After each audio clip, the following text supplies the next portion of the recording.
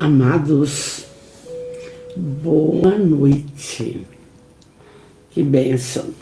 Domingo, juntos, já entrando no 8º livro da Amélia Rodrigues, cujo domingo passado vimos o prefácio. Descendo para cá, para o meu escritório, são as coisas. O meu neto de 6 aninhos, o filho da Ângela e do Marcelo Marquese, vó, o Brasil perdeu, tristinho. Eu ia entrando, eu falei, escuta bem, mas esse é um jogo. Você veio passar as férias aqui na casa da vovó, o seu pai está com saúde, a sua mãe está com saúde, você vai se divertir andando de bicicleta, ir no pesqueiro, não sei o que, tanta coisa que fica aqui, não é? E aí vem na cabeça os dias venturosos que a gente não avalia como que a nossa vida ela é maravilhosa, entende? Ela é fortalecedora, ela tem que ser otimista, né? E então, ele saiu já alegrinho, pronto, foi andar de bicicleta, acabou. Mas está entrando conosco já aqui o Marcos Serafim, boa noite, meu amor, aí era Araraquara, a Lenise Orn, aqui de Bitinga mesmo, querida, a Silvia Carline, maravilhosa, uma trabalhadora contumaz em todos os setores, evangelização, Feira do Livro Espírita, eu não sei o que mais, Casa da Sopa, não é? Tanto trabalho, né, Silvia? Mas você viu, Deus sabe e vê tudo. Cláudia Witzirich, boa noite, querida, família nossa, estamos aqui. Então, diante disso, nós, pela manhã, eu não fui, mas a Silvia falou sobre a oração, sobre o valor da oração. A gente já vem falando há muito tempo, que a oração fortalece, refaz. Foi muito linda a prosa dela, eu vi depois. E nós estamos hoje, já nesse primeiro encontro de julho, não? Nós já estamos no 8º livro e vamos ver o capítulo, O Ministério de Jesus. É de uma extrema beleza e precisamos entender bem, porque a Amélia faz assim, ela vai e volta, ela conta casos de Jesus da infância, e vai, e assim é o que ela sentiu que deveria fazer, assessorada pela Joana de Anjos. Então, daqui um pouquinho, que Jesus abençoe você, abençoe seus familiares,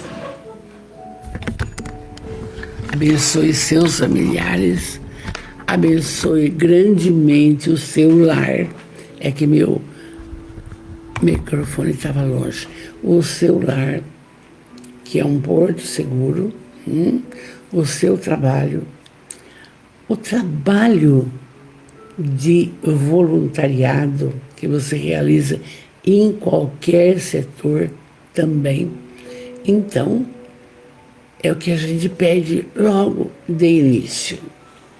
E aí, nesse texto, o Ministério de Luz, antes de entrar nele, nós vamos rememorar rapidamente.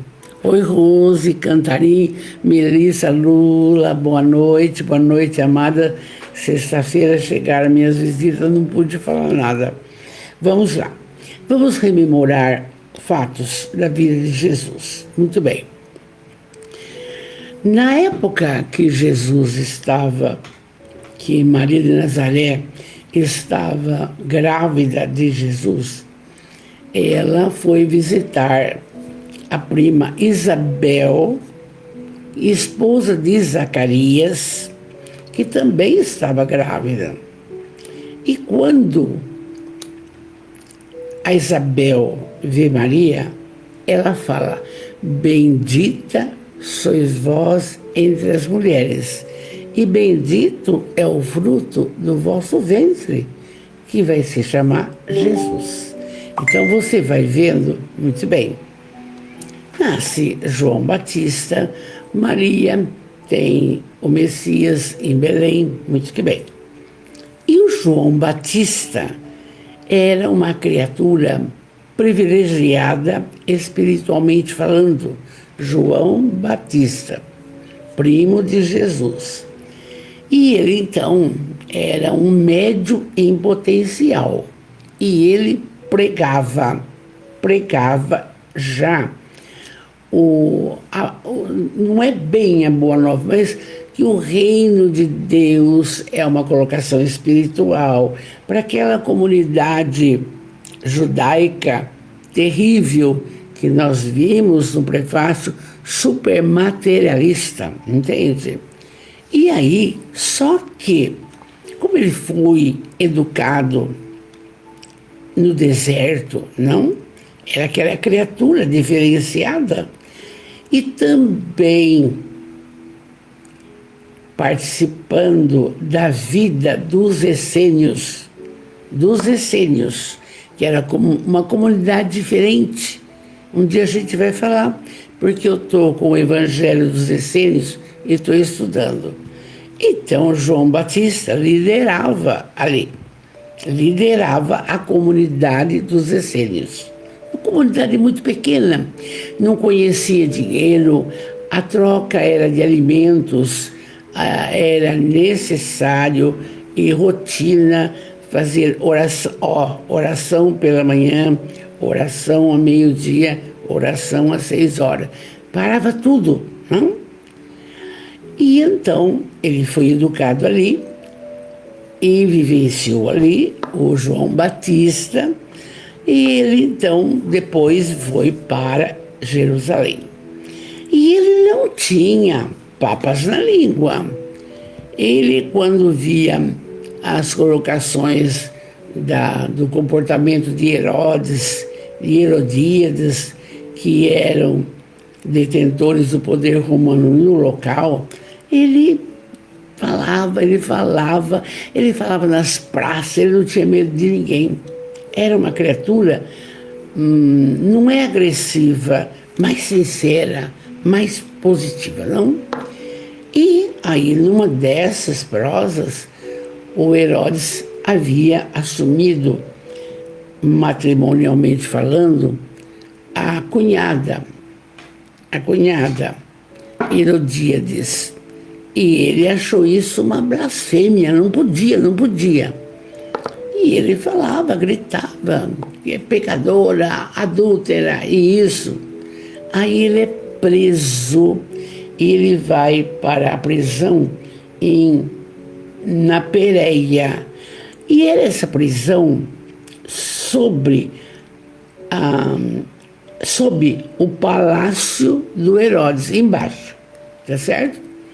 Aí toda aquela passagem que você conhece, Jesus chegou a visitá-lo em Pérea, na prisão, conversaram de longe, ele estava mais ameno, e aí então falando da mesma coisa, de um Deus soberanamente bom e justo, de um Deus que não cobra nada, de um Deus que deixa a nossa condição de escolher o caminho que queremos fazer. Bom, mas você lembra daquela passagem. E ele disse naquela época que o seguinte, que ele não era o Messias. Grava bem, eu não sou o Messias. Eu não sou digno de retirar o pó das sandálias daquele que virá depois, quer dizer, do Messias, de Jesus. Ele já se colocou humildemente aí, entende? E aí, então, vocês lembram dessa passagem, que a filha da Herodíades era uma moça de uns 17, 18 anos. E O padrasto tinha um carinho por ela, excessivo até. E aí ele pediu para ela dançar, aquela dança dos 7 véus lá. Eu danço, só se o senhor me der alguma coisa. E ela perguntou para a mãe, e a mãe pede a cabeça de João Batista, para cessar essa fala de mal de mim. Ela pediu, e vocês sabem finalmente. Quer dizer, antes dela dançar, trouxeram a cabeça de João Batista na bandeja. Aí ela dançou. Como é que pode? Como é que pode, não é? Então, a importância do João Batista é ele esclarecer, aqui segundo Amélia, que ele sempre fala, eu não sou o Messias, eu não sou digno de limpar a sandália dele, porque ele é amor. Então, é nisso que nós vamos começar aqui o Ministério de Luz da Amélia Rodrigues. Agradeço desde já aí Lisete, bonitinha, Ada Andreoli, a nossa família unida. Gente, porque é o seguinte, eu confesso para vocês, eu tenho estudado bastante.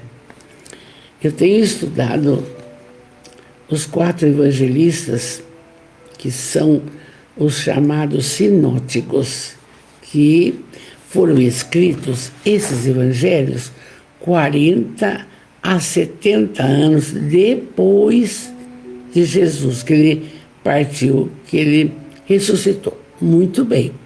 Mas em 1945 foi encontrado uma urna em Nag Hammadi. Isso é histórico, é certo, não é?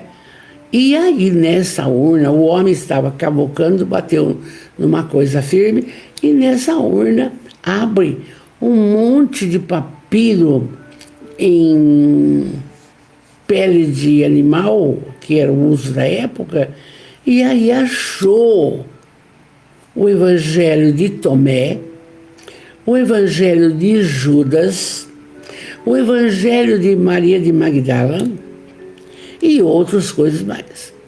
Colocações que o clero romano não queria saber, porque eles queriam colocar nos evangelhos de Marcos, de Lucas, de João e Mateus, praticamente aquilo que convinha ao governo de Roma, entende?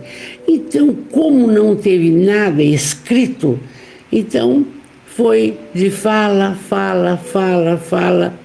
Lucas, por exemplo, não conviveu com Jesus. Ele foi atrás de Paulo para contar tudo. Visitou Maria em Éfeso para contar do nascimento. Entende? Mas só que, presta bem atenção, é de prosa em prosa que foram acontecendo as coisas. E é bom numa prosa nossa agora, mais tranquila, o seguinte, o Império Romano, eles começaram a perder o poder sobre a humanidade, porque era o centro. E aí, o que eles fizeram? Correram atrás para colocar, por exemplo, Pedro como se fosse o primeiro Papa. Negativo? Não. Como se, por exemplo, se, por exemplo, o primeiro evangelho foi escrito 40 depois de Cristo, que Cristo ressuscitou, então tem coisas que não aparecem. E os chamados evangelhos gnósticos, que são o de Judas, o de Tomé, o de Madalena, então são evangelhos que você vai estudando. Judas não foi o traidor com Tomás, não. Ele foi um coitado enganado pelo Sinédrio. Não vai acontecer nada se prender Jesus. Não vai. Ele vai ficar preso, depois aí solta. E ele achou que ia dar certo. Quando vê, crucifica. Por quê? Porque o Sinédrio não queria os ensinamentos de Jesus. Um Deus soberanamente bom e justo. Gente, a história é fantástica, entende? E aí, então, Judas se desespera e vai se suicidar achando que acabou tudo, eu fiz errado, pronto, acabou. Maria de Magdala nunca foi a prostituta, não. Ela era uma obsediada, rica, mas obsediada. E tem em cópita uns trechos do evangelho dela. E o José Lázaro Bobé, lá de Jacarezinho, Paraná, foi profundamente estudando tudo isso, gente. Então, tem coisas que aí foi conveniência do clero, não? Porque você sabe que é o homem que muda as leis, põe palavra, tira palavra, tudo isso. Você vê hoje também, entende? Então, muitas coisas, mas por bondade divina, eu acho isso lindo, não? Passam-se os séculos, e aí então o Espírito de verdade vem orientar Hipólito Leão Denizar Rivaio para codificar o Espiritismo, que não é nada mais do que amar, instruir, caridade. Ainda ontem, e assim, os médiuns fantásticos, sempre houve médium. Pode ser que todos aqui tenham uma capacidade mediúnica. Um é da evidência, o outro é da audiência, o outro é da psicografia, etc. E então, olha que bênção. Esse professor, educado por Pestalozzi, vai codificar a doutrina, codificando de uma forma exemplar. E os espíritos ajudando os iluminados, os benfeitores, auxiliando montar o livro dos Espíritos, montar o Evangelho. Você entende? Tem uma mensagem do Espírito de verdade no prefácio do Evangelho segundo o Espiritismo. Mas sem preocupação com nada de ser para, como que falo, vou falar para você, de achar essa religião é boa, aquela não é boa. Não é nada disso, porque Deus tem que estar no seu coração. As suas colocações têm que estar no seu interior. Vai ensinando isso para nós, entende? Então, e aí aparece benfeitores, Emmanuel, cujos livros ditou para o Chico. Olha, você não pode, quem é mais jovem não pode, tem que ler. Há 2000 anos, 50 anos depois, Ave Cristo, Renúncia, Paulo Estevão, esse tem que ler. Lendo essas obras, você vai ver o cristianismo primitivo verdadeiro. Bom, não para aí. E aí vem André Luiz, falando da comunicabilidade e a continuidade da vida, como é que é. E aí vem a abnegada Joana de Ângeles, que foi Joana de Cusa, com toda a série psicológica, com todo esclarecimento maravilhoso. E aí, a grande católica Amélia Rodrigues, lá no espaço, vai trazer para nós essas obras que estamos estudando. Para quê? Para que você seja mais feliz. Para que você viva os dias de hoje. Mas tem problema, dona Valdeirês, todo dia, mas tem doença, todo dia, criança autista, dias venturosos, porque para tudo tem uma explicação. Para tudo tem uma explicação. Então, dessas falas que estamos introduzindo aqui, eu lembrei João Batista, uma série de coisas, de orientações. E lembrando o que o Chico falou. O Chico era a coroinha da igreja. Ele via, gente, quando alguém melhorado e recebia a hóstia com amor, achando que era o Cristo, ele via o Espírito iluminando, abençoando a hóstia. O Chico via. Então não tem religião, essa é melhor, essa. Tem que ter pessoa do bem e olhando sempre para ter saúde. Duas coisas. Ontem a Joana falou na live do Douglas. Duas coisas. Positividade. Positividade. Chegou um pensamento triste, igual o meu neto estava agora no começo? Não. Quanta coisa boa.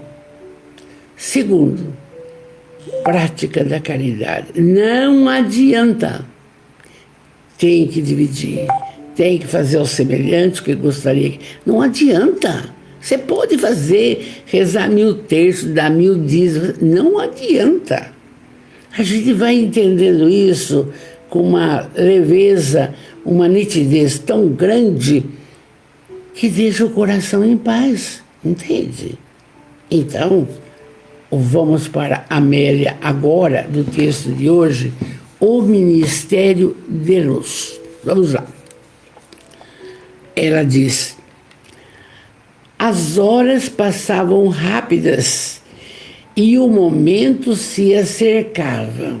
Que momento será esse? É da chegada de Jesus em Belém? Vamos ver lá.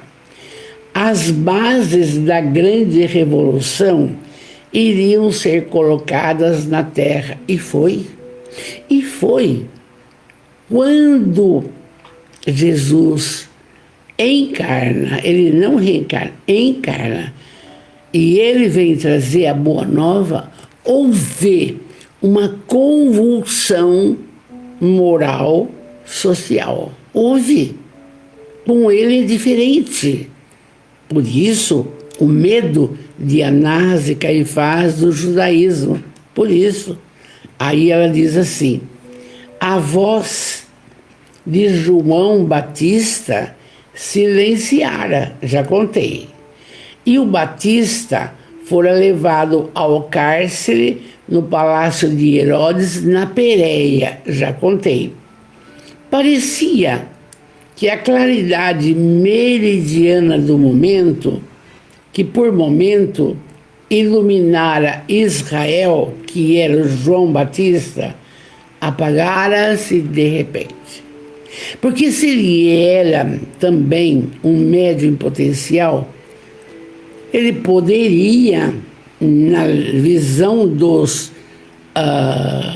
pessoal do Sinédrio, se libertar da prisão. Como também os judeus não acreditavam que, se Jesus fosse o Messias de verdade, não poderia aceitar a crucificação. É o pensamento deles. Oi, filha. Boa noite, linda. Tudo bem? Deu certo a Feira dos 500 aí? Estou acompanhando. Joana Lem, boa noite, querida. Oi, Ana Lopes, boa noite, querida. Então, veja bem. O pregador, que era o João Batista, houvera dito muitas vezes que ele não era digno de retirar o pó das sandálias daquele que viria depois, o Messias. Ele sabia. Jesus já estava começando a pregar. Jesus também esteve entre os essênios, pela essa obra desse autor estrangeiro que eu estou lendo, na próxima eu te falo. Então, ele sabia. Tanto é que a moda do cabelo repartido no meio e longo é dos essênios que Jesus copiou, tá? Então, aí a Amélia diz: ele somente acertara o caminho, corrigia as veredas, para que os pés andarilhos do outro as percorressem aplainadas. Quer dizer, Jesus vinha trazer a boa nova, mas já havia um precursor falando de um Deus soberanamente bom e justo. O seu ministério, o ministério do João Batista, encerrava-se, já contei também, cadê a degola, a fim de que se iniciasse o verdadeiro, aquele cujo anúncio ele viera. Muito bem. E aí ela continua. João Batista batiza Jesus nas águas. Você lembra?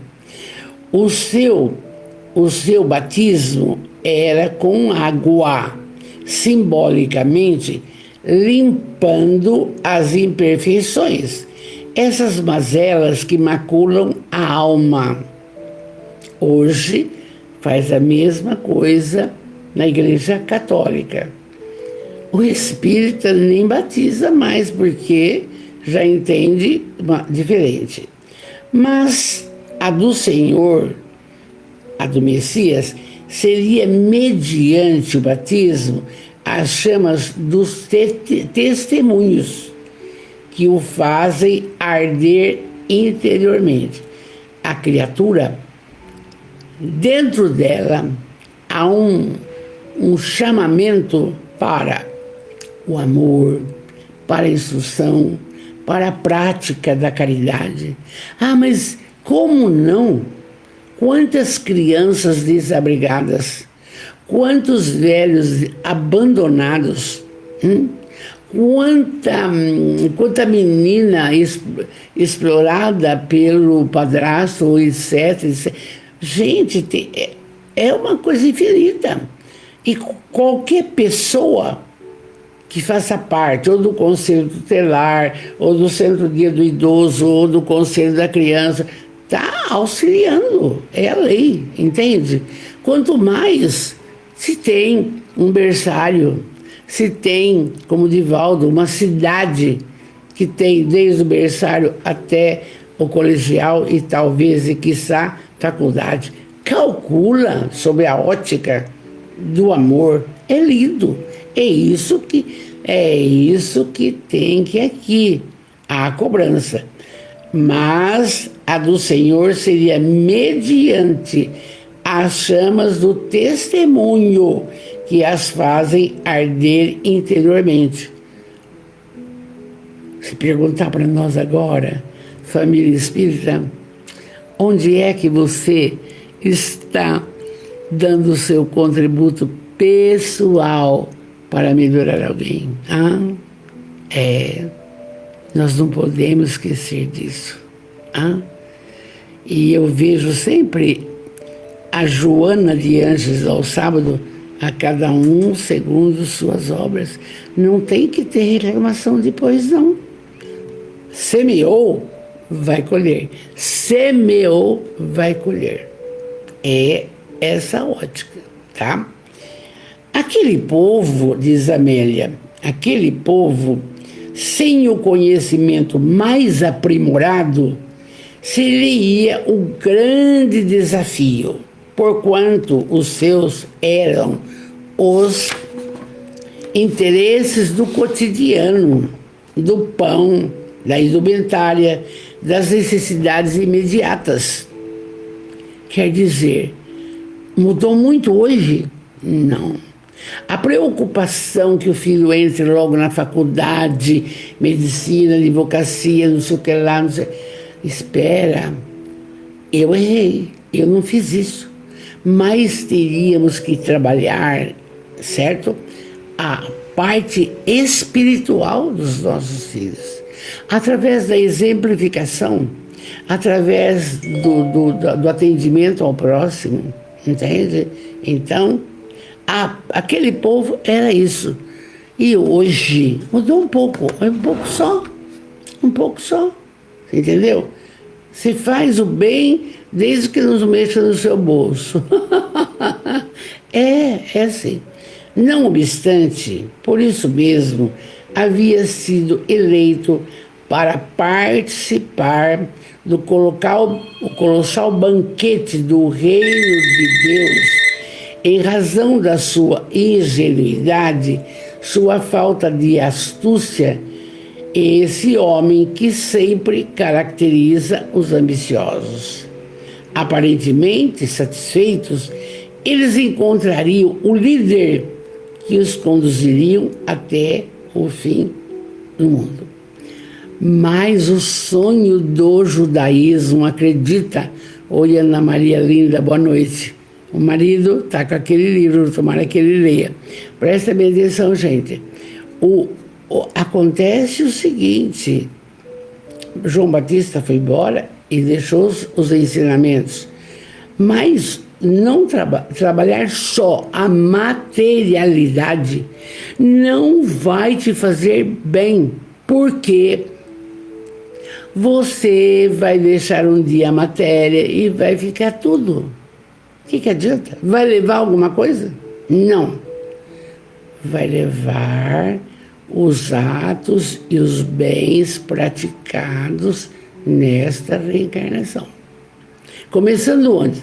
Família, paciência, tolerância. Não é fácil. Não é fácil, entende? E aí, então, como era um povo desse jeito, aí ela continua.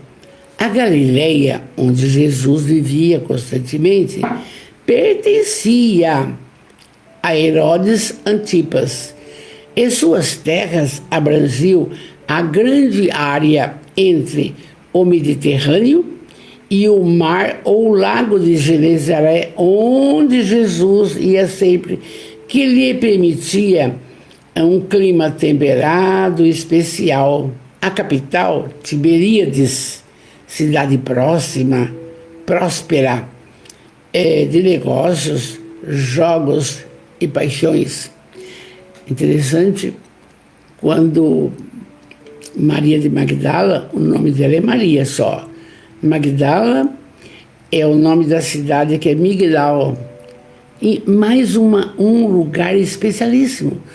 Era tão rico, materialmente falando, Migdal, que Cleópatra esteve 2 vezes passando suas férias ali pelo clima, pela pompa, por tudo de poder que possuía. E então, a Amélia continua. A noroeste do lago situava-se Cafarnaum, onde residia aqueles que lhe seriam os discípulos afetuosos do Messias, aos quais convidara pessoalmente, um a um, a fim de que se candidatassem a esse projeto maravilhoso, auspicioso, que é a conquista da espiritualidade, modificando as criaturas da Terra, que é a Boa Nova. Você pega o Evangelho segundo o Espiritismo, é uma cartilha de moral, de como viver espiritualmente bem, de acordo com a consciência, porque tudo está gravado na consciência. E aí ela fala, na tradição bíblica, Cafarnaum era famosa, como fala Mateus. O Mateus era cobrador de impostos em Cafarnaum, tá? Situada na região de Zebulon e Naftali, caminho do mar, além do Jordão, onde uma grande luz seria vista pelo povo que jazia nas trevas, região de morte, porque assim tinha profetizado Isaías há mais de 900 anos, que a região de Cafarnaum iria ter essa criatura. E aí ela diz, foi dessa maneira. Vocês percebem que tudo é história e que é necessário saber? Porque quando você vê, eu não tenho em casa Jesus crucificado, Ah, mas só morreu para salvar a humanidade. Nada disso. Nada disso. É um ato de resignação absoluta, exemplificando para nós o que a gente tem que passar. Ele não vem salvar ninguém, não. Você é que vai se salvar. Então veja bem. Foi dessa maneira encerrado o movimento que João Batista iniciara em Betabara. Jesus deixou Nazaré, onde vivia com os seus, e veio para Galileia, onde instalaria a sua base de ação. E aonde ele chega e fala assim para Simão Pedro: Pedro, você hoje não vai ser mais pescador de peixes, você vai ser pescador de homens. Quer dizer, ensinando a moralidade crística, desse Deus soberanamente bom e justo, tá? A mesma coisa, ele fala para Mateus. O Mateus, cobrando imposto lá, olhou: segue-me. O mocinho largou tudo. Era o Mateus o único alfabetizado da equipe, dos 12, o único. Anotava tudo que Jesus fazia, coitadinho. Vamos lá. Então, foi dessa maneira que, encerrando o movimento com João, então começou o trabalho na Galileia. A voz de Jesus começou a proclamar o seguinte: olha o começo. Arrependei-vos, porque está próximo o reino dos céus. Gente, quando fala esse verbo arrepender, mas não tem nenhuma criatura que é aqui da nossa família espiritual que não tem que se arrepender de alguma coisa. Ou comeu demais, ou bebeu, ou se drogou, ou falou mal dos outros, ou porque não segue direito Jesus, ou porque só é crítica, ou é prepotente. Olha, egoísta, vaidoso, orgulhoso. Olha, ele fala: arrependei-vos, porque está próximo o reino dos céus. Vai arrependendo do que você faz. E nós hoje? A mesma coisa. Honestamente falando, você sabe que eu sou muito clara. Se eu tenho um desconforto com o meu marido, alguma coisa, eu já falo: desculpa, me perdoa. Não vai repetir. Porque é preferível consertar na hora do que deixar para depois. Entende? Ah, mas fulano traiu. Perdoa. Perdoar é não 7, mas 70 vezes 7, veio falar Jesus. Por que não vamos levar nada? Entende? É complicado isso que eu estou falando para vocês, não? É complicado, mas é a realidade. Não guardar nada, mágoa de ninguém, porque ontem a Joana falou: a mágoa dá câncer. Quem acompanhou ontem viu bem. Não pode. Pensamento positivo e prática da caridade, acabou. Está aí o remédio, está aí a coisa. Vamos em frente. Aí, o primeiro passo, já estamos falando agora: arrependei-vos, porque está próximo.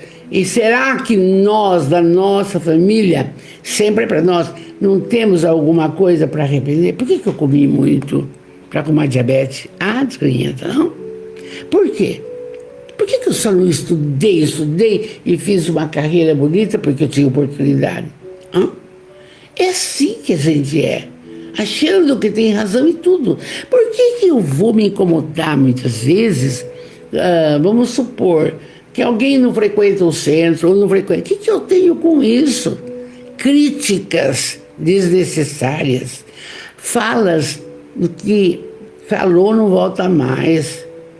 É um cuidado absoluto que temos que ter. E é por isso que a doutrina está aqui falando isso, tá? E então, Amélia diz: o arrependimento das nossas mazelas é o primeiro passo para a mudança do comportamento humano, porque é com você, não é comigo. Eu, claro, arrependo de ter comido desnecessariamente porque sou ansiosa. E por que não domina isso? Agora domina, porque arrumou diabetes, agora se controla.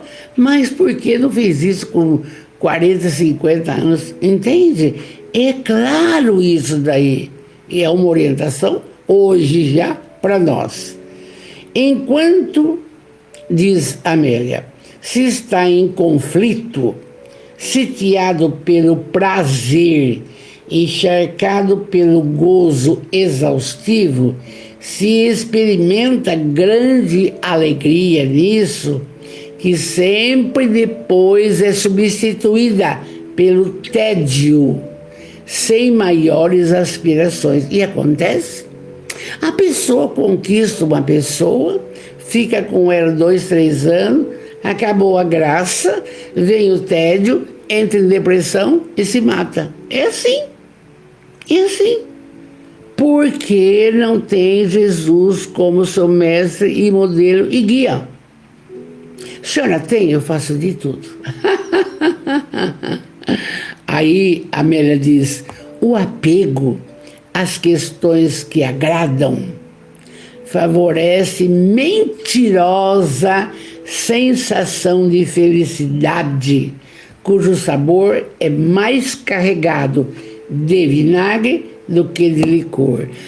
A Amélia é uma psicóloga fantástica, entende? O apego aos livros, aos quadros, à família, ao marido, à filha, para quê? Ame e só. Mas achar que você é dona, você é dono, para com isso. Para, não. Você vai passar. É a lei. Hã? Quantas pessoas maravilhosas passaram. Um Chico, um Divaldo, quantos? Não. Ela fala bem. E é para nós. É para nós. O apego às questões que agradam favorece mentirosa sensação de felicidade, cujo sabor depois é mais carregado de vinagre do que coisa doce. Todos quantos se afeiçoam a essa conduta, aparentemente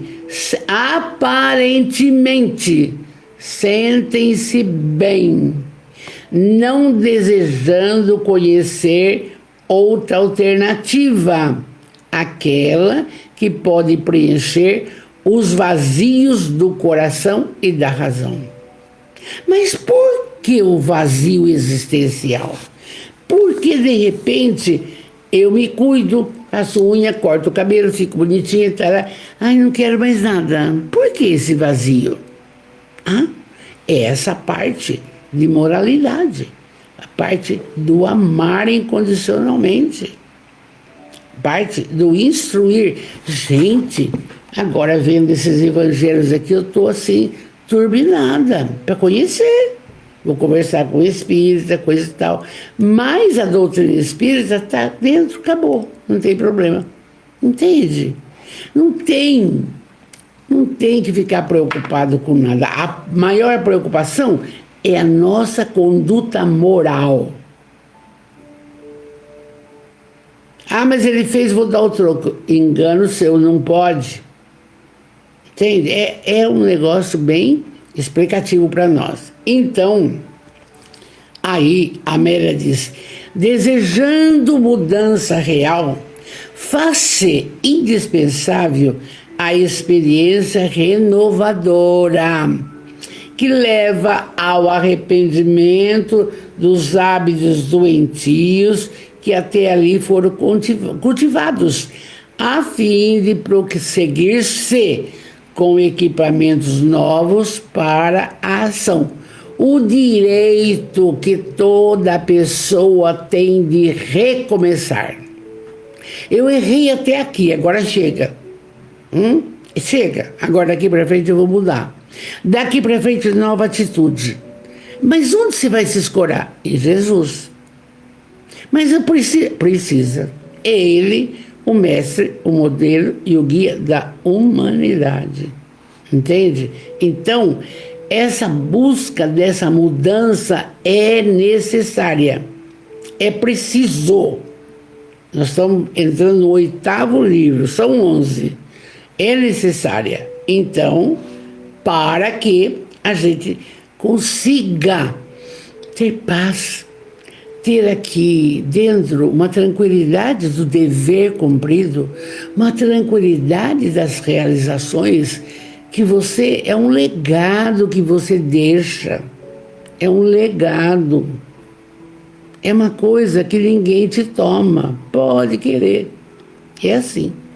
Então vamos em frente. Aí ela diz, desse modo, quer dizer, arrependendo das colocações, tentando a mudança, preenchendo esse vazio existencial. Desse modo, a proposta inicial de Jesus concitava a um autoexame de como cada um era e do que desejava e quais as alterações que se deveriam propor ante a promessa de um novo amanhã, mais feliz e sem tropeço. Acho que é Francisco de Assis ou São Luís, eu não lembro, que toda noite fazia uma reflexão como passou o dia, porque amanhã não ia repetir os erros do dia anterior, entende? Uma necessidade. Santo Agostinho, lembrei agora. Ele fazia isso, Santo Agostinho fazia isso, toda noite, uma reflexão. Ai, o que eu fiz? Eu não cuidei do gato, maltratei a empregada. Você entende? Nós não fazemos isso, por preguiça. Você pega o celular, fica lá só vendo tarará, tarará. Não.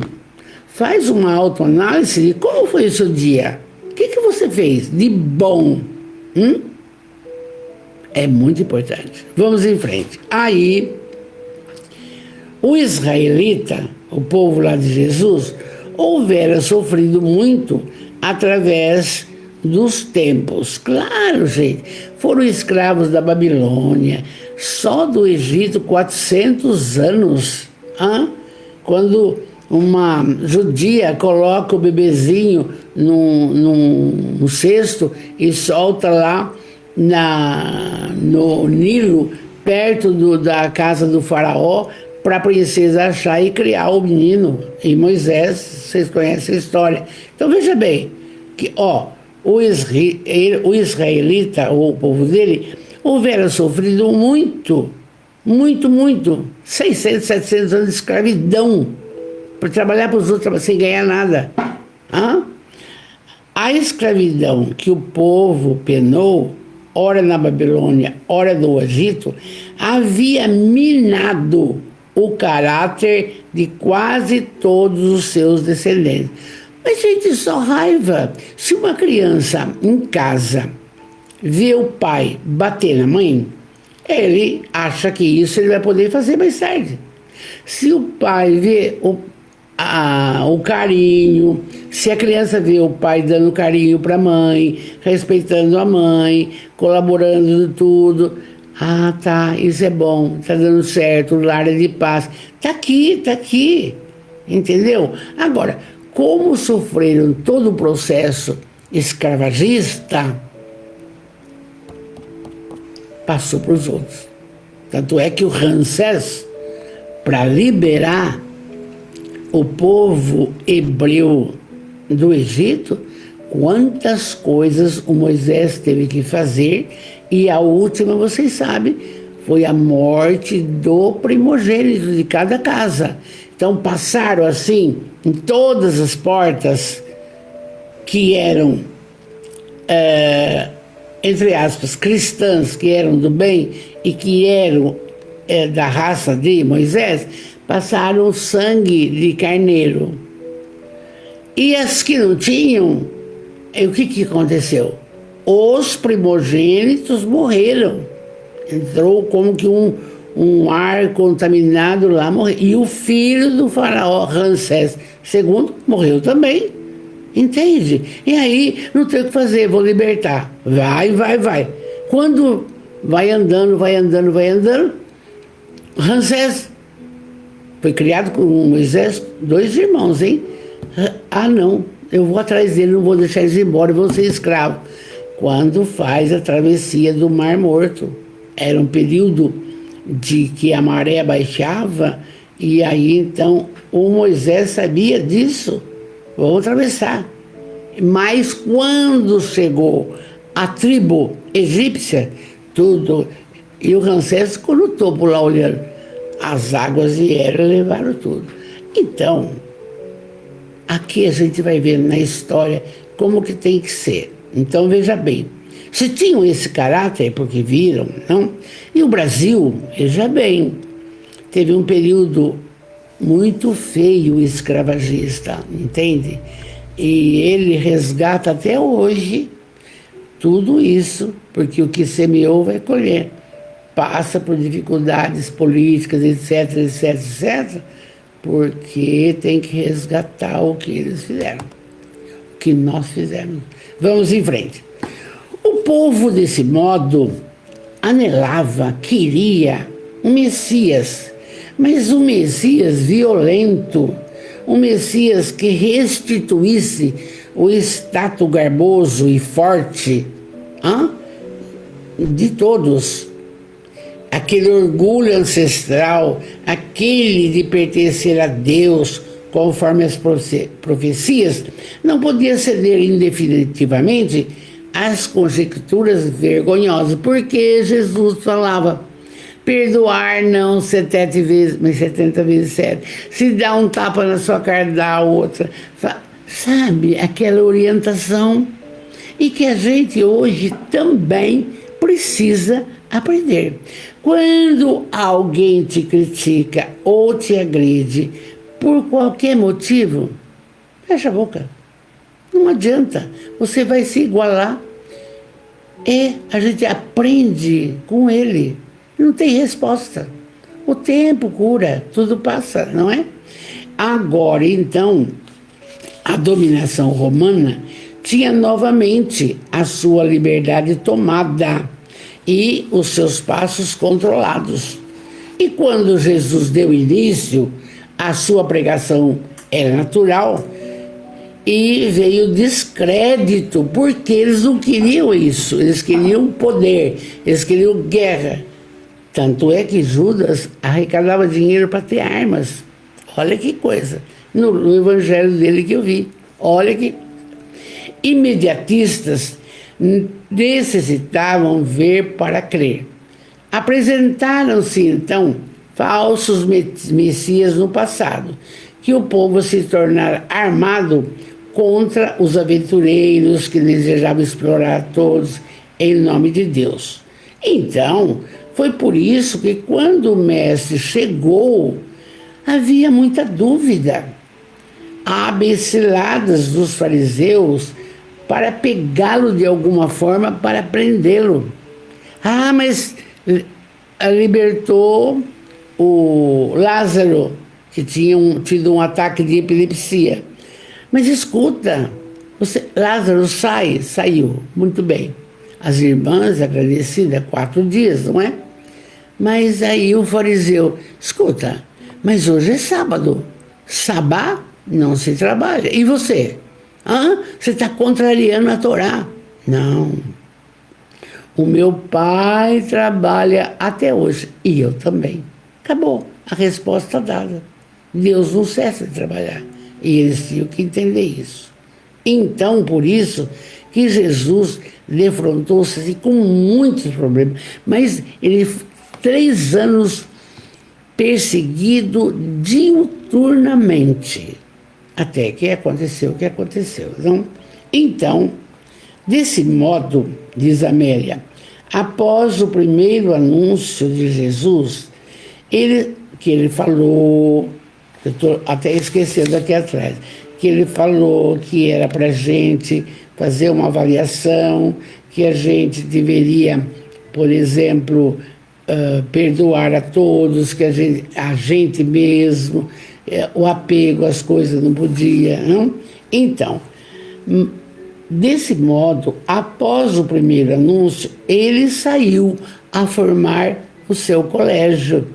Gente, apareceram 70 indivíduos, ficaram 12. Você percebe? 70, ficaram 12.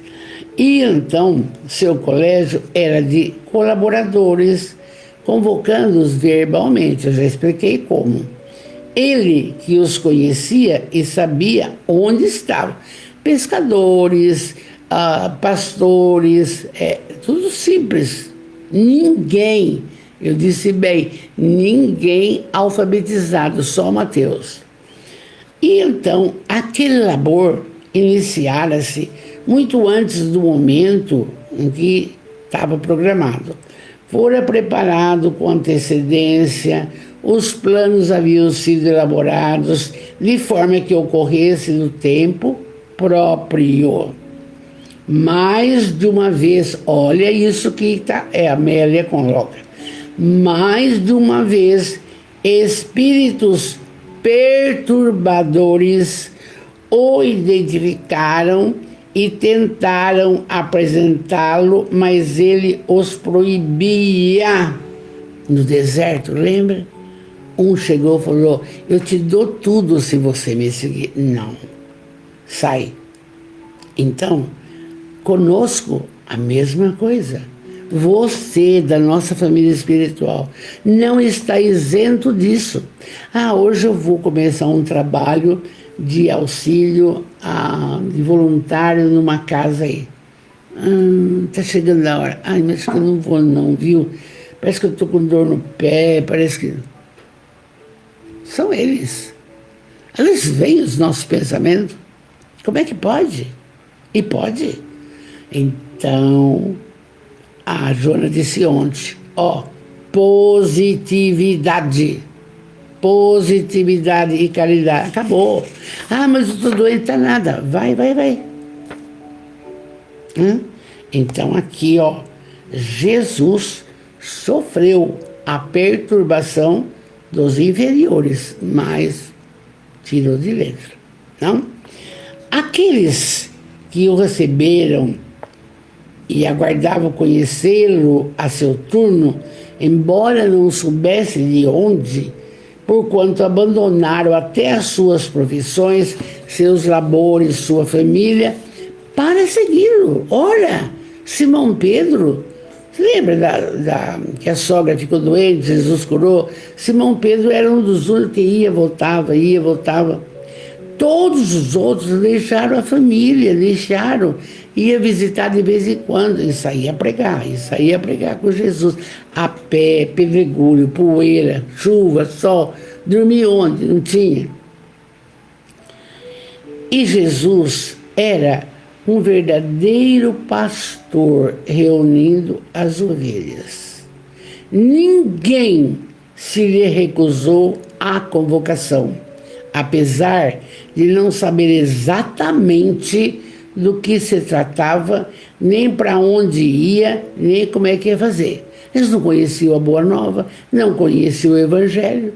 Foi conhecendo ao longo das pregações de Jesus, o Sermão da Montanha, estava tudo junto. Quando no Tabor, 4 estavam lá, viu Moisés materializar, viu Elias materializar. Entende? Agora, hoje, ele fala, segue-me. E a gente está seguindo? Gente do céu. E segui-lo não é você ir todo dia na missa, e não é na igreja católica, e não é todo dia no centro tomar passe. Não é isso. É você fazer a transformação moral, ser forte, corajoso, corajosa, e praticar o bem. Acolher, acudir. Não tem, todo mundo precisa. Faça a sua parte. Vamos lá. E assim mesmo, sem conhecer para que caminho tomavam, eles seguiram Jesus. Por quê? O nome do texto é, veja bem, Ministério de Luz. Podia ser coisa boa, não é? A música da esperança cantava na região da Galileia, e a melodia abençoada feita de saúde e de paz. Ontem mesmo a gente viu, Jesus nunca ficou doente. Por quê? Porque ele curava o próximo e esquecia de si mesmo. Entende? É uma das fontes. Fazer o bem ao semelhante, você não fica doente. Porque a prática do bem te melhora. Você fica, as suas células ficam tão felizes que você fica outra pessoa. Por que o Divaldo viveu 98 anos? Só fazia o bem, não é? Vamos embora. Então, ele saiu com os seus, percorrer as aldeias, cidades, a falar do reino de Deus, modificando as coisas, e muitos escutavam a sua voz, porque vinha um consolo da fala dele. É a mesma coisa que uma criança vê um baleiro, você dá uma bala para ele. É uma delícia, entende? Então, como as doenças, diz Amélia, e desenganos constituem a pesada carga que exaure a humanidade, e não é verdade? Apareceram enfermos chegados de toda parte, portadores de doença mais complexa, a fim de que ele curasse. E ele foi curando. Todos, não. Quem não tivesse fé, não. Não. Que bonito, né? Então, as colocações graves da época, sabe, a lepra, podiam ser vistas no desfile das misérias orgânicas e morais. Por quê? Porque ninguém queria acudir o leproso. Aí eu lembro bem rapidamente, o tempo passa rápido, da Dona Aparecida Conceição de Minas, Uberaba. Eu conheci essa senhora que levou 14 pênfigosos para casa dela, porque o hospital não queria mais. Vamos em frente. A todos Jesus atendia sem qualquer reclamação, sem apresentar cansaço, e sempre lhe pedia que não voltassem a pecar, a fim que não lhe acontecesse nada pior, porque não seguia. E era assim, diz Amélia, bonitinho, era assim que demonstrava ser o Filho de Deus, aquele que vinha modificar a terra, reunir os mansos e pacíficos, criar uma nova sociedade, e criou. A comunidade espírita, nós somos os trabalhadores da última hora, as varas da videira, ele e a videira, não mudou. A comunidade espírita em Ibitinga tem Casa Sopa, Casa o Caminho, SOS, agora SOS, Então, não pode parar, tem que trabalhar. Casa Sopa, Casa do Caminho, SOS, e agora nós estamos cuidando dos idosos. Não pode parar, tem que trabalhar, não vai ficar esperando chegar as benesses, não, tá? Então, a notícia, fala Amélia, da sua presença na Galileia trouxe peregrinos e necessitados de todo o local. E é verdade. A partir daquele momento, a música da sua voz jamais silenciaria na terra, e a misericórdia do seu amor permaneceria para sempre. 2026. Entende?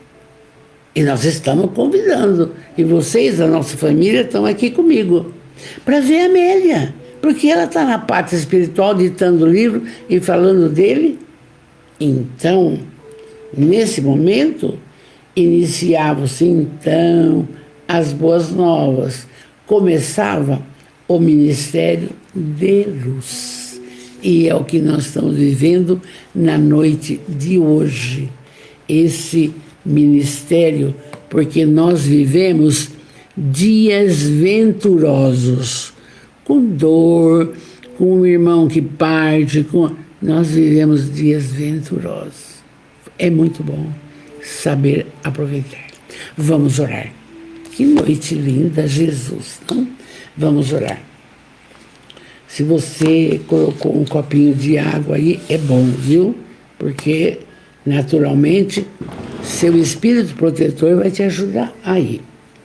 Deus, soberanamente bom e justo, Jesus, o médico, o amigo, o companheiro de todas as horas.